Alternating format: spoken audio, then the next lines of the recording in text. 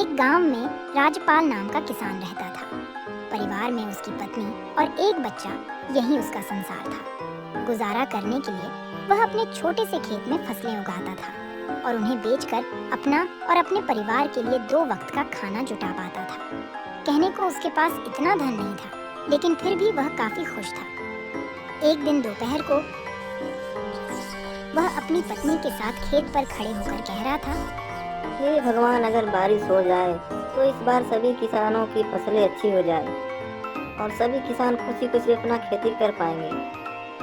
हाँ, सही कहा आपने। अगर बारिश हो जाती है तो इस बार काफी अनाज हम किसानों के पास आ जाएगा। और आपने तो कर्जा भी ले लिए हो। अगर बारिश नहीं हुई तो आप कर्जा कैसे चुकाओगे? हाँ सुमित्रा, मैं कर भी क्या सकता हूँ। चलो कोई बात नहीं, भगवान सब ठीक कर देंगे। भगवान सब ठीक कर देंगे। बारिश की आस में किसानों की उम्मीदें टूटने लगती हैं, लेकिन बारिश की एक भी बूंद जमीन पर नहीं गिरती। परिणाम यह होता है कि सभी किसानों की फसलें बर्बाद हो जाती हैं और सूखने लगती हैं।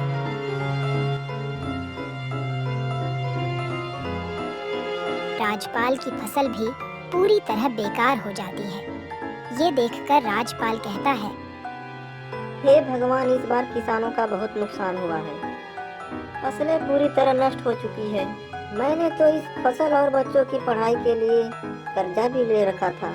अब मैं इस कर्जे को कैसे चुका पाऊंगा? कोई बात नहीं, अब जो होना था वह तो हो गया। हमारी पड़ोस वाली दीदी कह रही थी कि संतोष भैया शहर गए हैं, हो सके तो आप भी शहर चले जाइए। शहर जाकर थोड़ा पैसे कमा पाएंगे तो कर्जा भी चुका देंगे। हाँ, जब मेरे पास केवल 2 ही रास्ते हैं, या तो मैं शहर जाकर थोड़ा बहुत पैसे कमा लाऊं या फिर खेत ही बेच दूं। लेकिन मैं खेत बेचना नहीं चाहता, क्योंकि हमारे पालन पोषण का यही एकमात्र सहारा है। बाद में राजपाल और उसकी पत्नी दोनों मिलकर राजपाल के शहर जाने को ही उचित समझते हैं। अगली सुबह राजपाल शहर जाने की तैयारी करता है। वह अपनी पत्नी से कहता है, सुनो, मैं खाली हाथ शहर जा रहा हूँ। कोशिश पूरा करूँगा कि कहीं अच्छा सा काम ढूंढ लूँ और थोड़ा बहुत पैसा कमा लूँ। जैसे ही कुछ पैसे हो जाएंगे, मैं तुम्हें खर्चे के लिए भिजवा दूंगा। आप मेरी और बच्चे की चिंता मत कीजिए। हमारा खर्चा ही कितना है, और फिर बाद में कुछ दिनों के लिए मैं मायके भी रह आऊंगी। आप अपना ध्यान रखिए और शहर जाकर पैसे कमाइए। राजपाल के जाते वक्त राजपाल की पत्नी उसे कुछ पैसे देती है। यह देखकर राजपाल कहता है, ये पैसे कहाँ से आए? अब तुम किससे कर्जा ले लिए हो? मैंने करके यह पैसे जमा की थी अपने बुरे वक्त के लिए। अब शायद इनका सही वक्त आ चुका है। यह लीजिए, रखिए। राजपाल थैला उठाता है, इसी में उन पैसों को रख लेता है और शहर के लिए रवाना हो जाता है।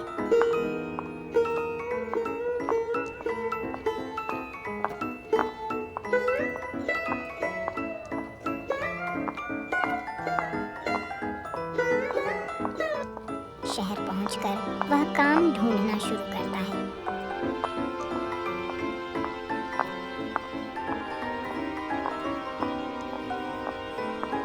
साहब, कोई काम हो तो बताइए, मुझे काम की बहुत तलाश है। नहीं नहीं भाई, यहाँ पर कोई काम नहीं है, कहीं और काम देख लो।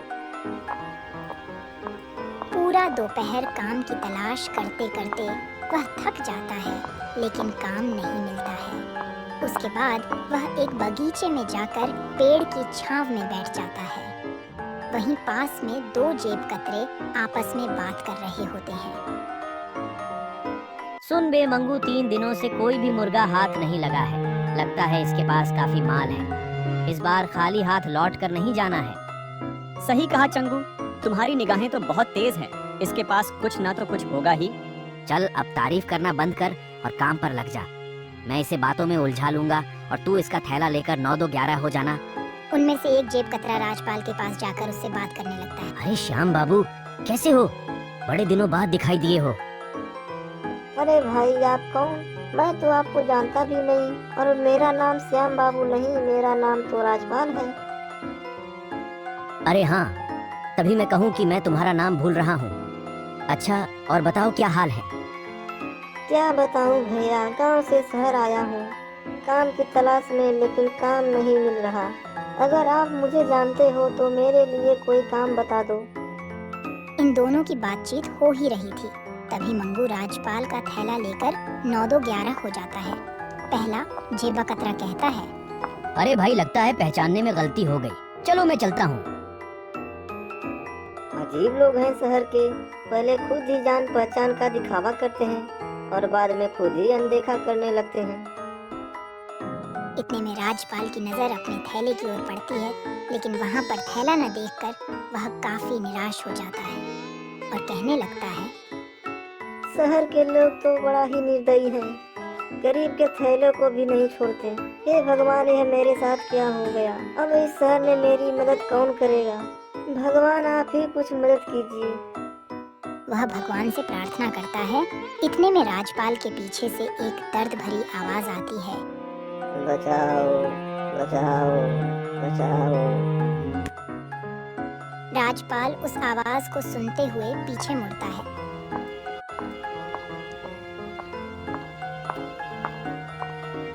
और देखता है कि वहाँ एक घायल व्यक्ति जमीन पर नीचे पड़ा हुआ है। उसके आसपास से लोग गुजर रहे हैं, लेकिन कोई भी उसे सहारा नहीं दे रहा है। राजपाल तुरंत जाकर उस व्यक्ति को बैठाता है और उसकी घायल स्थिति को देखकर तुरंत हॉस्पिटल ले जाने का इंतजाम करता है। हॉस्पिटल ले जाकर वह डॉक्टर से बात करता है। डॉक्टर साहब, इन्हें देख लीजिए, यह बहुत घायल है और दर्द के मारे चिल्ला रहे हैं।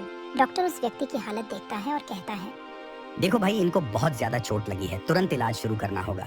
इसके लिए तुम्हें कुछ पैसे काउंटर पर जमा करने होंगे। यह सुनकर राजपाल आश्चर्य में पड़ जाता है और डॉक्टर से कहता है, डॉक्टर साहब, आज सुबह ही मैं शहर आया हूँ काम की तलाश में, लेकिन काम तो मिला नहीं, ऊपर से मेरे थैले भी चोरी हो गए। मेरे पास कोई पैसा नहीं है, मैं खुद भूखा भूखा काम की तलाश में इधर उधर घूम रहा हूँ। लेकिन तभी मुझे यह जमीन पर घायल पड़े दिखाई दिए और मैं इन्हें हॉस्पिटल लेकर आया हूँ। डॉक्टर बहुत दयालु था।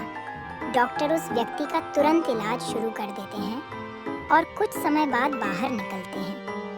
तभी राजपाल अपनी जेब से एक पर्स निकालता है जो उसे घायल व्यक्ति को हॉस्पिटल लाते हुए उसकी जेब से गिरते हुए मिल गया था। वह उसे डॉक्टर को दिखाते हुए कहता है, यह लीजिए डॉक्टर साहब, यह इन्हीं का पर्स है, मैंने तो इसे खोला भी नहीं, देख लीजिए, शायद इसमें पैसे हो। डॉक्टर उस पर्स को चेक करता है तो उसमें बहुत सारे आईडी कार्ड और क्रेडिट कार्ड होते हैं। जब डॉक्टर उनकी आईडी कार्ड को चेक करता है तो उसे पता चलता है कि यह तो शहर के सबसे अमीर आदमी है। वो तुरंत राजपाल से कहता है, अच्छा हुआ जो तुम इन्हें हॉस्पिटल लेकर आ गए। तुम जानते हो ये शहर के सबसे बड़े आदमी हैं। मुझे नहीं पता, मैंने तो सिर्फ अपना फर्ज निभाया है। डॉक्टर राजपाल को शाबाशी देता है और कहता है, कल सुबह इन्हें होश आ जाएगा, तुम कल सुबह आकर इनसे मिल सकते हो।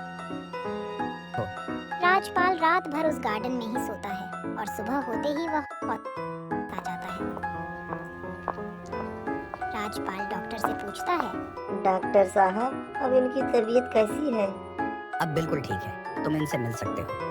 डॉक्टर उस व्यक्ति से राजपाल का परिचय कराते हुए कहते हैं, ये राजपाल जी हैं, इन्होंने ही आपकी जान बचाई है। घायल स्थिति में यही आपको हॉस्पिटल लेकर आए थे। धन्यवाद मेरी जान बचाने के लिए। तुम हो कौन और क्या करते हो? मैं गांव से शहर आया हूँ एक अच्छे से काम की तलाश में, लेकिन अभी तक मुझे कोई काम नहीं मिला है। मेरे ऊपर बहुत सा कर्जा भी है। मैं उसी कर्जे से मुक्त होने के लिए शहर पैसे कमाने के लिए आया हूँ।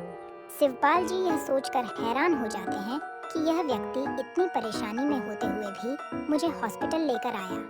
वह कहते हैं, मुझे यह जानकर बहुत अच्छा लगा कि इस समय में भी तुम जैसा अच्छा और ईमानदार इंसान है। एक काम करना, कल मेरी छुट्टी है तो तुम कल सुबह ठीक इसी समय आना। मेरे घर आना तुम्हारे लिए काफी अच्छा काम है।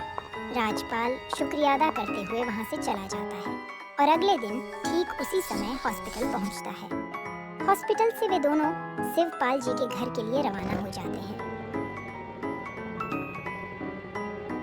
घर में प्रवेश करते वक्त राजपाल उनके एक बड़े से महल और बड़ी बड़ी गाड़ियां देखकर हैरान रह जाता है और सोचता है कि यह व्यक्ति कितना अमीर है। राजपाल अंदर जाकर सोफे पर बैठ जाता है। तभी शिवपाल जी नौकर से उसके लिए पानी और खाने के लिए कुछ लाने को कहते हैं। शिवपाल जी कहते हैं, राजपाल, तब तक तुम कुछ खा पी लो, तब तक मैं 15 मिनट में आता हूँ। राजपाल खा पीकर थोड़ा आराम करता है। तभी शिवपाल जी आते हैं और कहते हैं, राजपाल, शहर के बाहर मेरी एक बड़ी फैक्ट्री है जिसमें खेती से जुड़े उत्पाद बनाए जाते हैं। खाने पीने का कोई झंझट नहीं है। वहाँ पर तुम्हें खाने पीने को सब मिलेगा, रहने को घर मिलेगा। अगर तुम सहमत हो तो तुम इस काम को कर सकते हो। यह तो मेरे लिए बहुत ही अच्छी बात है। वैसे भी मैं एक किसान हूँ। खेती बाड़ी के बारे में मुझे बहुत अच्छे से पता है। मैं इस काम को अच्छे से कर पाऊंगा। तुम चाहो तो अपने परिवार को भी यहाँ लाकर रह सकते हो। शिवपाल जी राजपाल को कुछ पैसे देते हैं जिससे वह अपने कर्ज को चुका पाए। फिर राजपाल गांव जाता है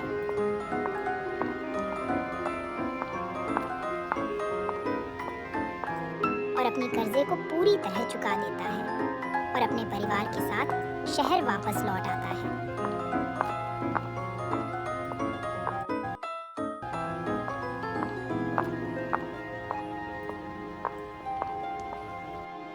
शिवपाल जी राजपाल के बच्चे की पढ़ाई का खर्चा भी खुद ही उठाते हैं और उनके खाने पीने का और रहने का ख्याल भी रखते हैं। राजपाल खूब मन लगाकर फैक्ट्री में काम करता है और खुशी खुशी अपने परिवार के साथ रहता है। अब राजपाल पूरी तरह आज़ादी महसूस करता है और अपने मालिक का शुक्रिया अदा करता है।